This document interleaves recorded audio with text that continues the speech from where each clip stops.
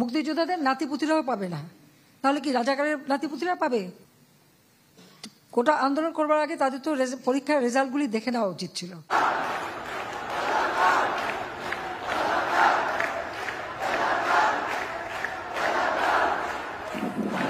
কোটা আন্দোলন নিয়ে সাধারণ ছাত্রছাত্রীদের রাজাকার বলেছেন প্রধানমন্ত্রী শেখ হাসিনা।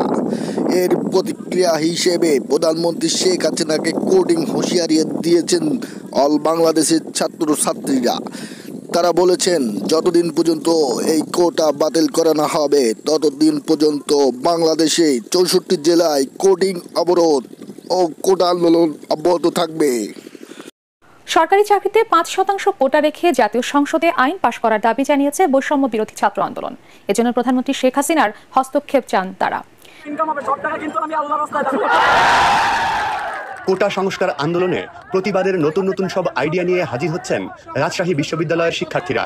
এবার বিসিএস বিশেষ ক্লাস নিলেন রাস্তার উপর।